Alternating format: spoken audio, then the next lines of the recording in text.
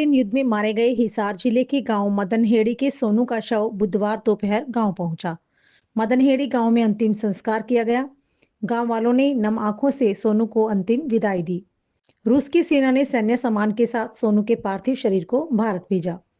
पार्थिव शरीर का गांव में पहुंचने पर गांव वालों ने शहीद सोनू अमर रहे के नारे लगाए। परिजन और ग्रामीणों ने कहा कि सोनू को भुलाया नहीं जा सकता। वहीं नारनौल से विधायक जस्सी पेटवाड ने सरकार से मांग की है कि उनके परिवार को आर्थिक सहायता दी जाए। देखिए, आज सबसे पहले तो मैं ये कहूँगा, पूरा गांव राम और सारा इलाका इस परिवार के साथ अपना दुख साझा कर रहा है, सांत्वना दे रहा है। और क्योंकि बहुत जवान उम्र में सोनू को शहादत देनी पड़ी, मैं इसे शहादत ही कहूँगा, क्योंकि जबरदस्ती रशियन आर्मी में सोनू को भर्ती किया गया। और लगभग 6 तारीख को, क्योंकि आसपास जितने वहाँ इंडिया के कुछ और भी थे, एक कैथल का लड़का भी था, उसने 6 ये बता दिया था कि भाई पिछली 6 सितंबर को सोनू की डेथ होली।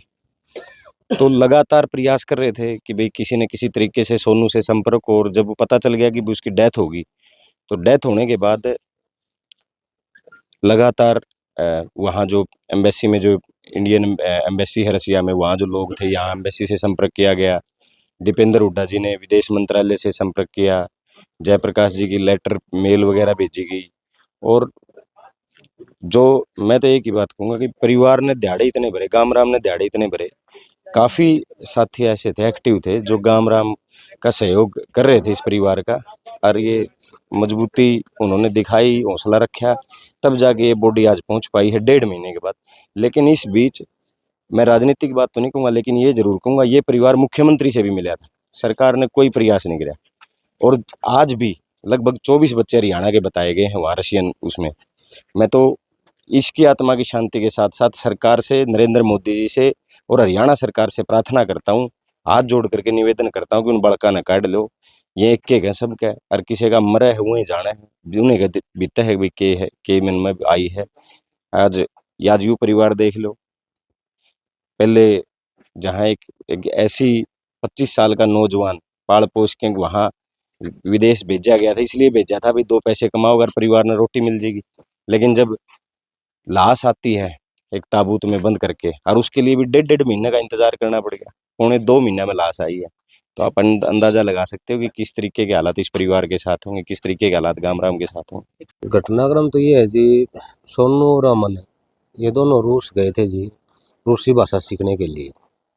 लेकिन उनने जिस तरह बहला फुसला करके और इन सिक्योरिटी का झांसा दे के अब सिक्योरिटी में लगावांगे, लेकिन उन्हें युद्ध में भेज दिए, यूक्रेन का युद्ध में जी, और वहाँ उनकी डेथ होगी। तो किस तरह बताया जा रहा है परिवार को, कैसे सूचना मिली? सूचना तो जी हमारे पास एक मैसेज आया था रूस से, वहाँ रूसी भाषा में था, तो वहाँ ट्रांसलेट करके तो पता चला ये बात 19 सितंबर की है जी। उसमें बताया गया कि 6 सितंबर के बाद सोनू लापता हो गया था। तो उससे पहले कुछ मैसेज लड़के के आए या 3 तारीख को बात हुई थी लड़के के साथ? हाँ, 3 तारीख को बात हुई, सोनू का भाई और उसकी मौसी का लड़का है, उसके साथ बात हुई थी। उसके बाद कोई उसकी बात नहीं। फिर तो 19 तारीख को हमारे पास मैसेज आया है कि भाई इस तरह से सोनू लापता होगा और उसकी वहाँ डेथ होगी। तो अब क्या कुछ बताया जा रहा है, क्या प्रोसेस चला? प्रोसेस तो जी ये चला था, हमने भी जो सब एसडीएम, डीसी, सीएम साहब से भी और दिल्ली भी जितने हमारे पे जो कार्रवाई हुई हमने पता लगा, उनने भी कहा मेल भेज रखी है, उसका जवाब आएगा। तो अब जाके पहले कन्फर्म हुआ था, अब ये पक्का कन्फर्म हो गया था कि हाँ उनकी डेथ वाकई में हो चुकी है। तो प्रशासन से क्या उम्मीद रखते हैं?